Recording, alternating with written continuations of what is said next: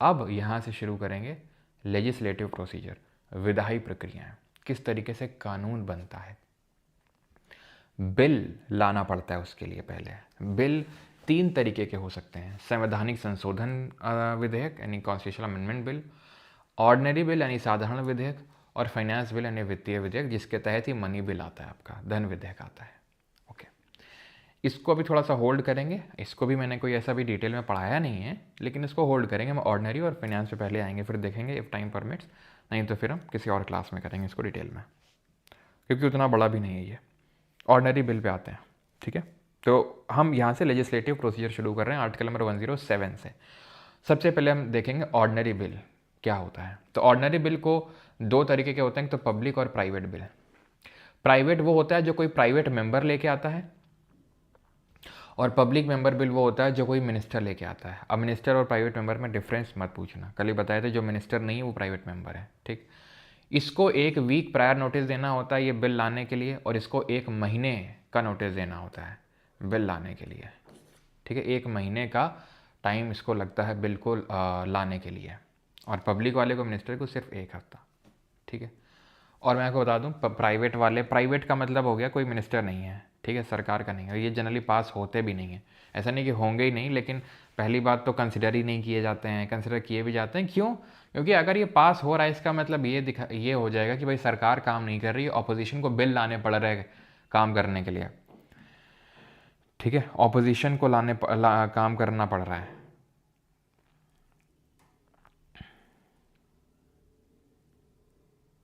Okay, ठीक है। तो ये चीज़ थोड़ा सा पता होना चाहिए कि जल्दी फल्दी के पास होने के चांस रहते नहीं हैं, क्योंकि अगर ये पास हो गया मतलब सरकार के पास बहुमत नहीं है। क्यों? क्योंकि सरकार तो कभी चाहेगी नहीं ना, चाहेगी ही नहीं कि प्राइवेट बिल पास हो, ऐसा नहीं, कभी हुआ नहीं है। लेकिन वो चाहेगी ही नहीं कि पास हो, तो अगर मतलब पास हो गया मतलब ये कि लगता है सरकार के पास बहुमत नहीं है, मतलब उसका हो सकता है। पिछला जो पास हुआ था प्राइवेट मेंबर बिल वो 1970 में हुआ था, तब हो सकता है आपके मम्मी पापा का भी जन्म ना हुआ हो। 1970 में पास हुआ था पिछला प्राइवेट बिल, समझ रहे हो कितने ज़्यादा चांसेस होते हैं पास होने के। खैर, प्रोसीजर क्या होता है, तो पहले तो इंट्रोड्यूस होगा, ठीक है। A bill can originate in either house, किसी भी हाउस में आ सकता है, या तो लोकसभा में या राज्यसभा में, ठीक है। धन विधेयक को छोड़कर एक विधेयक लोकसभा या राज्यसभा किसी भी सदन में उत्पन्न हो सकता है। A bill passes if both the houses agree with or without amendment, यदि दोनों सदन संशोधनों सहित या बिना संशोधनों के सहमत हो तो विधेयक पारित हो जाता है, ठीक है। Agree with or without amendment पारित हो जाता है, ठीक। Bill pending in parliament does not lapse due to adjournment prorogation of the session. थोड़ा सा समझाते हैं कैसे क्या होता है। देखो, ऑर्डिनरी बिल लोकसभा या राज्यसभा कहीं पे भी आ सकता है, ठीक है।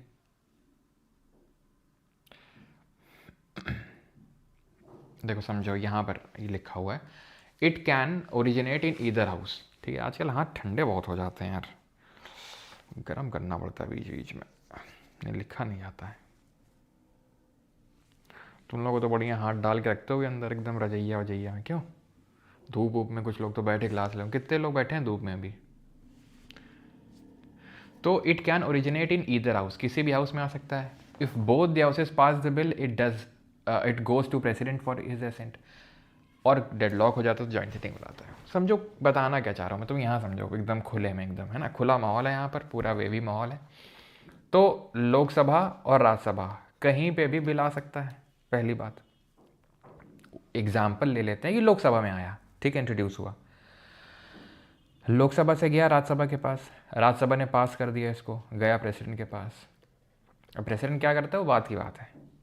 लोकसभा से गया राज्यसभा के पास, राज्यसभा ने बोला मज़ा नहीं है, लोकसभा देख लो थोड़ा सा, ये चेंजेस कर लो, बदलाव कर लो। लोकसभा ने बोला ठीक है यार, अब तुम बोल रहे हो तो कर ही लेते हैं, चलो।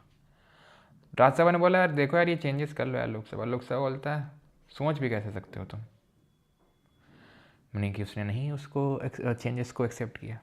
लोकसभा से राज्यसभा के पास बोल रह गया, राज्यसभा ने बोला सोच भी कैसे सकते हो, ये क्या बात कर रहा है, ठीक है, कि ये बिल तो नहीं पास हो सकता है, ठीक है, राज्यसभा ने मना कर दिया। या राज्यसभा सो रही है बैठ के तुम्हारी तरीके 6 महीने तक, एग्जाम्पल ले रहा हूँ, वो राज्यसभा से लोकसभा में भी हो सकता है। तो 6 महीने तक दूसरे हाउस ने कोई रेस्पॉन्ड ही नहीं दिया बिल में। ये 3 केसेस में होता है डेडलॉक। क्या होता है? डेडलॉक। और इसको रिजॉल्व करवाने के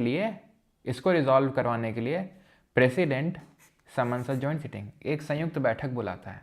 आओ दोनों से, लड़ कह रहे हो आपस में, आओ दोनों लोग मिल के बैठ के बात करते हैं। और जब मिल के बैठ के बात करते हैं तो उसको कौन प्रिसाइड करता है? जॉइंट सिटिंग को स्पीकर ऑफ लोकसभा। और लोकसभा के रूल्स के हिसाब से ही वो चलती है। तो जो अध्यक्ष है लोकसभा का, वो संयुक्त बैठक की अध्यक्षता करेगा। और अगर वो नहीं होगा तो लोकसभा का जो डेप्यूटी स्पीकर होगा, उपाध्यक्ष होगा, वो उसको प्रिसाइड करेगा। और अगर वो भी नहीं होगा तो राज्यसभा का डेप्यूटी चेयरमैन प्रिसाइड करेगा, उपाध्यक्ष होगा अध्यक्ष राज्यसभा का, यानी कि chairman of Rajya Sabha can never preside a joint sitting because he is not the member of the either house. ना तो वो लोकसभा का मेंबर है, ना तो वो राज्यसभा का मेंबर है, तो कभी प्रिसाइड नहीं कर सकता है। For this reason, for the same reason only, he can not vote during the first instance also when is removal procedure is under consideration. अगर रिमूवल अंडर कंसिडरेशन होता है, प्रिसाइडिंग ऑफिसर को यहाँ पे आके बैठ जाना होता है, वो प्रिसाइड नहीं कर सकता है। तो कास्टिंग वोट की जगह वोटिंग एट फर्स्ट इंस्टेंस आ जाता है। लेकिन इसके पास तो फर्स्ट इंस्टेंस कभी नहीं रहता, क्योंकि vice president who is the chairman of the Rajya Sabha is not a member of the other house of the parliament. तो इसीलिए उसके पास वोटिंग पावर नहीं है, इसीलिए वो जॉइंट सिटिंग को कभी प्रिसाइड नहीं कर सकता। और जॉइंट सिटिंग हमने कहाँ से ली है? तो ऑस्ट्रेलिया। ठीक है, ऑस्ट्रेलिया। ट्रा से ट्रेड एंड कॉमर्स हो गया, एस से सिटिंग हो गया जॉइंट सिटिंग, और एल से लिस्ट हो गया। क्या हो गया? लिस्ट। लिस्ट मतलब कॉन्करेंट लिस्ट, समवर्ती सूची। तो ये 3 चीज़ें हमने ली हैं कहाँ से? Australia constitution. समझ में आया? ठीक है, समझ में आया ये कि कब डेडलॉक होता है? ये बिल लैप्स क्या लिखा हुआ है? What is this bill lapse? ये जो बिल है 107 क्लॉज 3 और यहाँ लिखा हुआ, ध्यान समझो, कुछ नहीं। ये बोल रहा है कि जैसे मान लो कोई बिल आया, उदाहरण के तौर पे मान लेते हैं चंडीगढ़ को GUT है, उसको एक LG देना है, एक बिल आया है। ऐसा बिल आया, गवर्नमेंट लेके आई bill winter session of parliament में, जो कि 1 दिसंबर से शुरू हो रहा है और वो 19 दिसंबर तक चलेगा। अब 19 दिसंबर के बाद क्या होगा? हाउस जो है प्रोरोग हो जाएगा, सत्र अवसान हो जाएगा, वो सत्र खत्म हो जाएगा। तो क्या वो बिल मर जाएगा? उत्तर है ना। अगर मान लो किसी दिन कोरम नहीं है और स्पीकर ने हाउस को एडजॉर्न कर दिया, प्रिसाइडिंग ऑफिसर ने, क्या वो बिल मर जाएगा? ना। तो कब मरेगा? कब लैप्स होगा? अगर ये हो जाए, क्या हो जाए? अगर लोकसभा डिसॉल्व हो जाए तो। अगर लोकसभा डिसॉल्व हो जाए तो कैसे? अगर बिल, ध्यान से सुनना, लोकसभा में इंट्रोड्यूस हुआ और वहीं पे पेंडिंग भी है बिल, और अगर लोकसभा डिसॉल्व हो गई 5 साल बाद या फिर कभी भी, बिल मर जाएगा। बिल अगर लोकसभा में ओरिजिनेट हुआ था, इंट्रोड्यूस हुआ था और वहीं पे पेंडिंग राज्यसभा के पास पहुंचा तक नहीं, मर जाएगा। दूसरा, बिल लोकसभा में इंट्रोड्यूस हुआ और पेंडिंग इन राज्यसभा, यहाँ क्या था? लोकसभा में ये पेंडिंग था, ये राज्यसभा में गया और वहाँ पेंडिंग था, ये भी मर जाएगा। क्या बात कर रहे हो? हाँ, लैप्स हो जाएंगे। कौन से लैप्स नहीं होंगे? कौन से नहीं होंगे? तो अगर राज्यसभा में ओरिजिनेट हुआ है, ये लिखा होगा फैटमैन में क्लियरली, राज्यसभा में अगर ओरिजिनेट हुआ और वहीं पे पेंडिंग है तो लैप्स नहीं होगा। अगर लोकसभा में ओरिजिनेट हुआ है और लोकसभा में पेंडिंग है, लैप्स। लोकसभा में ओरिजिनेट हुआ है और राज्यसभा में पेंडिंग है तो भी लैप्स। लेकिन अगर राज्यसभा में ओरिजिनेट है और वहीं पेंडिंग है, डू नॉट लैप्स। अगर प्रेसिडेंट ने ज्वाइंट सिटिंग बुलाई थी, डू नॉट लैप्स। ठीक है, अगर प्रेसिडेंट ने ज्वाइंट सिटिंग बुलाई थी, डू नॉट लैप्स। दोनों हाउसेज ने पास कर दिया था लेकिन राष्ट्रपति के पास पहुंचा नहीं था, यानी एसेंट इज रिमेनिंग, बस राष्ट्रपति की सहमति बाकी है, डू नॉट लैप्स। कोई एक याद कर लो कि किसमें लैप्स करता है और किसमें नहीं, बस। जैसे फॉर एग्जांपल इतना याद कर लो भैया, देखो तुमको इसमें तो याद करने में कोई दिक्कत नहीं होगी कि अगर ज्वाइंट सिटिंग बाकी है, यानी कि दोनों हाउस ने पास कर दिया एक तरीके से, फिर दोनों हाउस ने पास कर दिया, राष्ट्रपति की सहमति बाकी है, वो तो ऐसे नहीं लैप्स हो सकता क्योंकि दोनों हाउस ने सहमति दे दी थी। इतनी जल्दी तो पहुंच गया था, एंड स्टेज में ही है। यहाँ पे राष्ट्रपति ने जॉइंट सिटिंग बुला ली थी, वो भी लैप्स नहीं होगा। और ये वाला एक और याद कर लो कि राज्यसभा में ओरिजिनेट हुआ और वहीं पेंडिंग है। बाकी कुछ भी तुमसे पूछ ले, जैसे मैंने तो ऐसे याद कर रखा था अपने लिए कि भाई ये 3 मैं केसेस अपने दिमाग में याद रखूंगा, इसके अलावा जो भी पूछ लेगा सीधे उसको लैप्स करवा दूंगा, खत्म बात, खत्म बात। ओके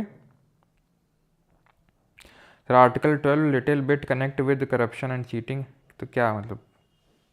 स्पैम मत किया करो यार, ठीक है, स्पैम मत किया करो। क्या लिटिल बिट मतलब कैसे वो करप्शन और चीटिंग से रिलेटेड है? Repeat sir. अच्छा देखो बेटा, बिल कोई आता है, बिल ध्यान देना, बिल कोई आता है हाउस में, फिर वो दूसरे हाउस में टपक के जाता है, फिर राष्ट्रपति के पास जाता है और वो बिल एक्ट बन जाता है, इम्प्लीमेंट होता है, लॉ बन जाता है, कानून बन जाता है, यानी विधेयक कानून बन गया, बन गया। हमने पहले पढ़ा कि स्टेजेस क्या होती हैं, ठीक है, तो स्टेजेस नहीं हमने पढ़ा, हमने ये पढ़ा कि प्रोसीजर क्या होता है। स्टेजेस तो उसमें फर्स्ट रीडिंग होती है, सेकंड रीडिंग होती है, थर्ड रीडिंग होती है, देन फिर दूसरे हाउस में जाता है, फिर वहाँ तो वो पूरा स्टेप्स होते हैं जिसमें हमें डीप टेल में नहीं जाना है। कि पहली रीडिंग होती है, बिल को इंट्रोड्यूस किया जाता है, गैजेट में पब्लिश किया जाता है, सारे न्यूज़पेपर्स वगैरह में भी आता है, वो गैजेट में पब्लिश होता है, ऑफिशियल गैजेट में, वेबसाइट वगैरह में, तो लोग भी देख सकते हैं क्या, लेकिन लोगों को कहाँ पड़ी इतनी परवाह, लोगों को कहाँ इतनी परवाह पड़ी कि वो बिल के बारे में देखेंगे, बिल सही नहीं है, ठीक है। तो खैर तभी तो उन्होंने अपने इलेक्टेड रिप्रेजेंटेटिव्स को वहाँ भेजा है, ऑलराइट। तो उतना डिटेल में नहीं जाना हमने क्या पढ़ा कि बिल किसी भी हाउस में आ सकता है, ठीक है। और डेडलॉक कब हो सकता है? डेडलॉक तब हो सकता है जब दूसरे हाउस में गया और दूसरे हाउस ने मना कर दिया कि हमें नहीं सही लगा, या दूसरे हाउस ने जो रिकमेंडेशन दी वो पहले हाउस को मंजूर नहीं है, या 6 महीने तक कोई रिस्पॉन्ड ही नहीं किया दूसरे हाउस ने, तो डेडलॉक हो जाता है। डेडलॉक में प्रेसिडेंट जॉइंट सिटिंग बुला सकता है। जॉइंट सिटिंग लोकसभा के रूल्स के हिसाब से चलती है और लोकसभा का स्पीकर उसकी प्रिसाइडिंग करता है, और अगर वो नहीं तो डेप्यूटी स्पीकर, वो नहीं है तो डेप्यूटी चेयरमैन ऑफ राज्यसभा, ठीक। आज तक 3 बार हुई है, आज तक 3 बार हुई है। Dowry prohibition bill 1960, banking services commission bill 1977 और प्रिवेंशन ऑफ टेररिज्म बिल 2002, 3 बार हुई है, ठीक। ऐसे याद कर लो, एक टेररिस्ट था, ठीक है, उसने बैंक का एग्ज़ाम लिखा और डाउरी मिली उसे, इस तरीके से, ठीक। तो आज तक 3 बार हुई। फिर मैंने आपको ये बताया, कई बार बिल मर जाता है, लैप्स हो जाता है, समाप्त हो जाता है। क्यों हो जाता है ऐसा? क्या एडजर्न होगा हाउस तब हो जाएगा? ना। क्या प्रोरोग हो जाएगा, सत्रावसान हो जाएगा तब? ना। तो कब होगा? कब होगा फिर? अगर इस केसेस में हो जाएगा, या फिर मैंने आपको बताया कि कब नहीं होगा वो याद कर लो, तो जो भी आएगा इसके अलावा उसमें हो जाएगा। जैसे कि अगर उसमें दोनों हाउसेज ने पास कर दिया था लेकिन बस राष्ट्रपति की सहमति बाकी थी और लोकसभा डिसॉल्व हो गई थी, तो लैप्स नहीं करेगा। राष्ट्रपति ने संयुक्त बैठक बुलाई थी, जॉइंट सिटिंग, तो लैप्स नहीं होगा। राज्यसभा में ओरिजिनेट हुआ, वहीं पे पेंडिंग है, तो लैप्स नहीं होगा। बाकी हर केस में लैप्स हो जाएगा, ठीक। जॉइंट सिटिंग मनी बिल और कॉन्स्टिट्यूशनल अमेंडमेंट बिल में नहीं बुलाई जाती है, ध्यान रखना। धन विधेयक और संवैधानिक संशोधन विधेयक में कोई संयुक्त बैठक नहीं होती है, नो जॉइंट सिटिंग। इनफैक्ट अभी हम आगे जब पढ़ेंगे तो वहाँ देखेंगे राज्य के केस में, राज्यों के केस में जॉइंट सिटिंग का कोई प्रावधान नहीं। खैर अगर समझ में आए तो ठीक है, नहीं तो वो मैं वहाँ पढ़ाऊँगा। लेकिन ये ध्यान रखना कि जॉइंट सिटिंग सिर्फ ऑर्डिनरी बिल में, साधारण विधेयक में होती है, धन विधेयक या संवैधानिक संशोधन अधिनियम में नहीं होती है, विधेयक में नहीं होती है। और बिल को जो जॉइंट सिटिंग में बिल को सिर्फ सिंपल मेजॉरिटी, साधारण बहुमत से पास करना होता है, ऑलराइट। अब आते हैं special procedure for money bill. 109, 107 ordinary bill का procedure, 108 joint sitting, 109 money bill का प्रोसीजर लिखा हुआ है, डेफिनेशन नहीं, 109 में प्रोसीजर लिखा हुआ है। क्या प्रोसीजर? पहला स्टेप कि लोकसभा में ही आ सकता है, पहली चीज़ तो ये, राज्यसभा में ओरिजिनेट ही नहीं हो सकता है। ऑर्डिनरी बिल दोनों में आ रहा था लेकिन मनी बिल सिर्फ लोकसभा में आ सकता है, और प्रेसिडेंट के रिकमेंडेशन से आ सकता है, सिर्फ राष्ट्रपति की सिफारिश पे आ सकता है, नहीं राष्ट्रपति से आपको पूछना पड़ेगा। क्यों पूछना पड़ेगा उसका भी अभी कारण आपको पता चलेगा, लेकिन राज्यसभा में इंट्रोड्यूस नहीं हो सकता है, ध्यान रखना।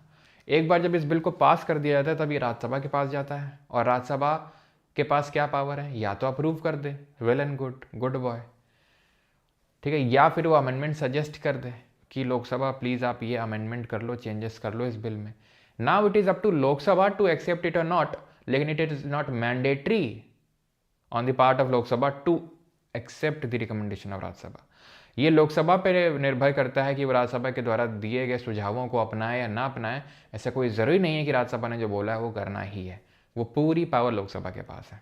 और तीसरा काम ये कर सकता है बस कि 14 दिन तक उसको डिले कर सकता है। 14 दिन तक अगर उसने कोई रिस्पॉन्ड नहीं किया, रिस्पॉन्स नहीं दिया, तो मान लिया जाएगा कि जिस हालत में लोकसभा ने उसको राज्यसभा को दिया था उसी हालत में राज्यसभा ने भी उसको पास कर दिया और वो चला जाएगा राष्ट्रपति के पास।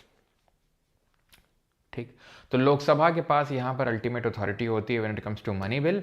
राज्यसभा तो बस मैक्सिमम इतना कर सकता है कि 14 दिन के लिए बस डिले कर सकता है, इससे ज़्यादा और कुछ नहीं कर सकता। अमेंडमेंट देगा, सजेस्ट करेगा, रिकमेंडेशन, वो लोकसभा पे डिपेंड करता है एक्सेप्ट करे ना करे। 110 talks about the definition of money bill. ये धन विधेयक की परिभाषा के बारे में बात करता है। 109 में प्रोसीजर लिखा हुआ है पूरा, 110 में डेफिनेशन लिखी हुई है। ठीक है, 110 में डेफिनेशन लिखी हुई है। क्या है डेफिनेशन? इम्पोजिशन, एबॉलिशन, रिमिशन और ऑल्टरेशन और रेगुलेशन ऑफ एनी टैक्स। किसी भी कर का लगाना, समाप्त करना, माफ़ करना, परिवर्तन या नियम बनाना, ये आएगा मनी बिल के तहत। इसको रटना नहीं है, बस देख लो। ठीक है, रेगुलेशन ऑफ बोरोइंग यानी उधार का विनियमन, कस्टडी यानी audit of consolidated fund of and consolidated fund और contingency fund, appropriation of money out of consolidated fund यानी कि संचित निधि से अगर पैसा निकालना है तो, declaring any expenditure as charge on consolidated fund. ठीक है, ये सारी चीज़ें आप पढ़ो इसको एक बार। ठीक है, ये सारी चीज़ें आती हैं जिसको कि हम डेफिनेशन ऑफ मनी बिल बोलते हैं, धन विधेयक की परिभाषा।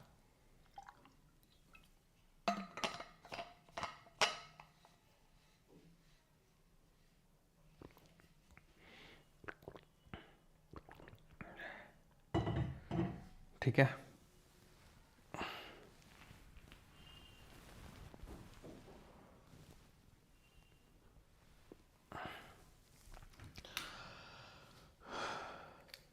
तो कोई भी, ठीक है,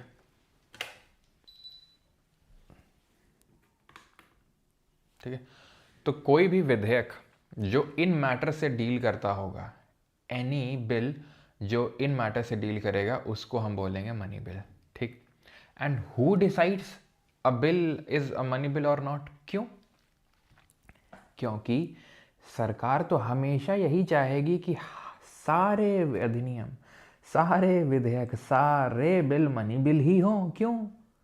क्योंकि सरकार के पास तो बहुमत है लोकसभा में, तभी तो वो सरकार है। बहुमत ना होती तो सरकार ही क्यों? तो सरकार के पास बहुमत है कहाँ? लोकसभा में। तो लोकसभा में तो उसको कोई दिक्कत नहीं है। दिक्कत आती राज्यसभा में, क्योंकि वहाँ पर प्रोपोर्शनल रिप्रेजेंटेशन से हुआ है। एक चीज़ मैं आपको यहाँ बताना चाहूँगा, जब अभिषेक मनु सिंघवी वाला तुमको उदाहरण दिया था हमने तो वहाँ पे एक चीज़ तुम्हें बताई थी, एंड दैट वाज कि क्रॉस वोटिंग हो गई। ये पता कैसे चला क्रॉस वोटिंग हो गई? क्योंकि जब राज्यसभा में मतलब काइंड ऑफ जब आपको वोट देना होता है, तब अपनी पार्टी को दिखाना होता है आपको कि आप किसको वोट दे रहे हैं। सीक्रेट बैलेट के तहत तो होता है, लेकिन इतना भी सीक्रेट नहीं होता है। राष्ट्रपति के चुनाव में और उपराष्ट्रपति के चुनाव में डिफेक्शन नहीं चलता है, डिफेक्शन लागू नहीं होता है। क्यों? क्यों नहीं होता है? एक सेकंड,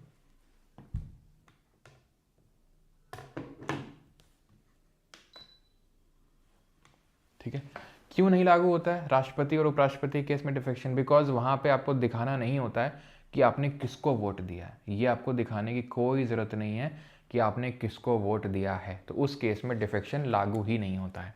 राज्यसभा केस में होता है, सीक्रेट होता है, लेकिन इतना भी सीक्रेट नहीं होता है। ठीक है, स्पीकर का डिसीजन फाइनल होता है इस रिस्पेक्ट में कि कोई बिल मनी बिल होगा या नहीं होगा। ठीक है, कोई भी बिल मनी बिल होगा या नहीं होगा, किसका डिसीजन फाइनल है? स्पीकर का। तो अभी मैंने आपको क्या बताया कि सरकार तो हमेशा यही चाहेगी कि कोई भी बिल मनी बिल के तौर से पास हो, क्योंकि वहाँ पे तो बहुमत है और लोकसभा का अपर हैंड होता है मनी बिल में। यही हुआ 2017 में, 2017 में यही हुआ। आधार को इंट्रोड्यूस किया गवर्नमेंट ने और बोल दिया कि एक मनी बिल है। क्या समझे आप? आधार को गवर्नमेंट ने इंट्रोड्यूस किया एज अ मनी बिल के तौर पे पास कर दिया गया। सुप्रीम कोर्ट में मैटर गया, क्योंकि ऑपोजिशन का कहना था कि इसमें मनी जैसा क्या है, गवर्नमेंट का कहना था इसमें सब्सिडी वाला एक वो है क्लॉज है कि सब्सिडी भी हमें आधार के थ्रू लिंक कर देंगे, तो ये वाली चीज़ जो है ये मनी बिल के डेफिनेशन में आती है, ठीक है, तो इसलिए ये मनी बिल होगा, ठीक। तो सुप्रीम कोर्ट ने आधार वाला जो केस था, जिसको हम केएस पुट्टास्वामी केस भी बोलते हैं, जहाँ राइट टू प्राइवेसी भी निकल के आया था, आर्टिकल नंबर 21 के तहत उसको बोला गया था, तो उसमें इसी केस में पहली बात तो उसने बोल दिया सुप्रीम कोर्ट ने कि हाँ आधार है मनी बिल। भले एक यहाँ पे डिसेंटिंग जजमेंट आया था DY चंद्रचूड़, जो पिछले से पिछले चीफ जस्टिस थे इंडिया के, उनका ये कहना था ये फ्रॉड है कॉन्स्टिट्यूशन में। क्यों? क्योंकि आप एक क्लॉज डाल के उस पूरे बिल को मनी बिल नहीं डिक्लेयर कर सकते। तो ऐसे तो कोई भी बिल में आप मनी को लेके प्रोविजन डाल दो, इससे तो ऐसा तो है नहीं कि पूरा बिल मनी बिल बन जाएगा। ऐसे तो सारे ऑर्डिनरी बिल में आप एक मनी का क्लॉज डालो और उसको मनी बिल बना के पास कर दो। तो उनकी वहाँ पे डिसेंटिंग जजमेंट आई थी इसमें, लेकिन फाइनली तो सुप्रीम कोर्ट का मेजॉरिटी जजमेंट यही था कि हाँ आधार है आपका मनी बिल। लेकिन लोकसभा का जो स्पीकर का डिसीजन है कि कोई बिल मनी बिल होगा नहीं होगा, ये सब्जेक्ट जुडिशियल रिव्यू है, फाइनल नहीं है। It can be challenge in any court. ये आधार केस जो 2017 का हुआ था, केस पुट्टास्वामी केस, उसमें बोला गया था, ठीक है। A bill is not considered as a money bill if it provides for the imposition। तो मतलब इस केस में अगर कोई फाइन और को लेके कोई बिल है, फाइन का इम्पोजिशन है उस बिल में, या फिर लोकल अथॉरिटी का कोई टैक्स है, तो उसको मनी बिल नहीं माना जाता है, ठीक है, ओके।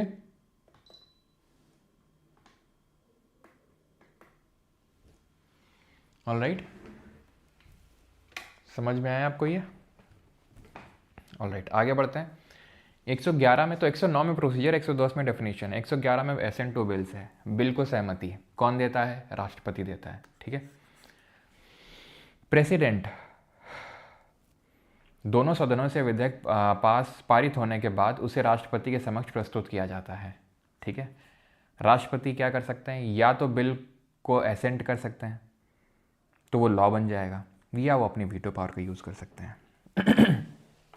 बिल वो ऑर्डिनरी बिल भी हो सकता है, वो मनी बिल भी हो सकता है। दोनों हाउसेस से पास होने के बाद, यानी लोकसभा से पास होने के बाद, राज्यसभा से पास होने के बाद वो राष्ट्रपति के पास जाता है।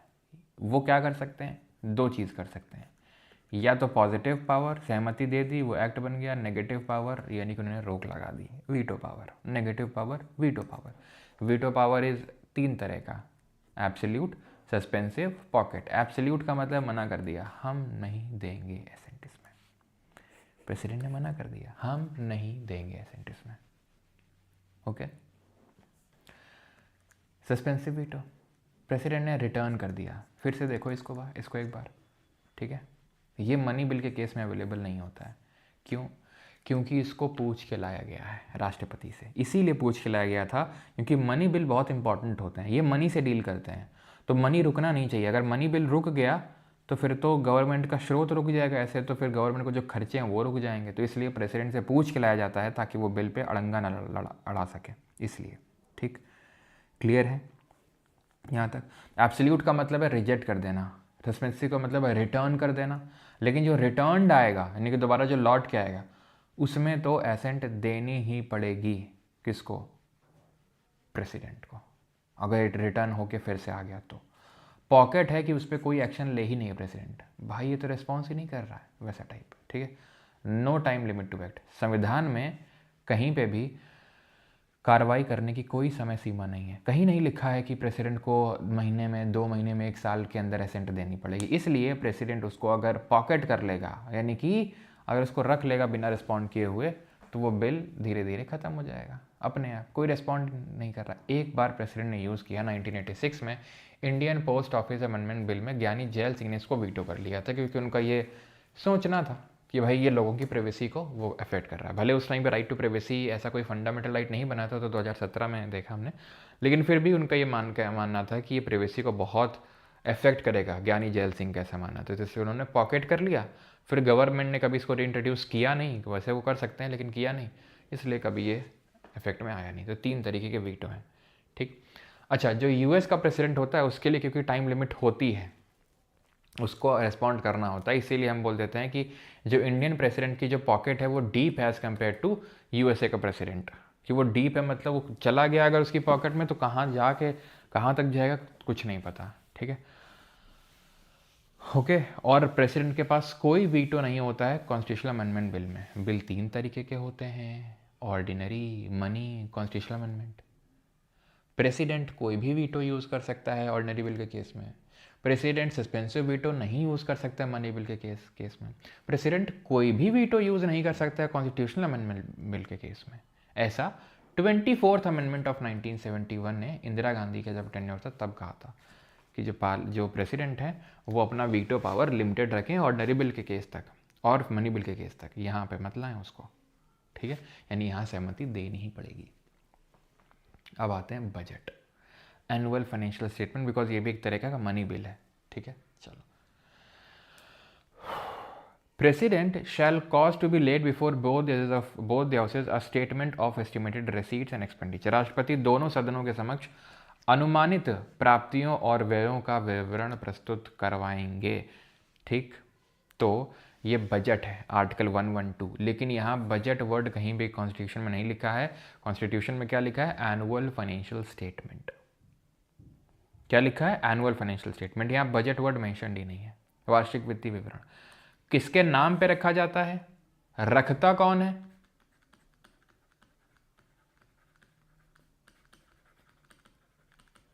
रखते हैं ये, और किसके नाम पे रखा जाता है? इनके नाम पे। प्रिपेयर कौन करता है? डिपार्टमेंट ऑफ इकोनॉमिक अफेयर्स इसको प्रिपेयर करता है, बजट को, जिसको अगेन एनुअल फाइनेंशियल स्टेटमेंट के तौर पर लिखा गया है। कॉन्स्टिट्यूशन में कहीं बजट वर्ड लिखा ही नहीं है।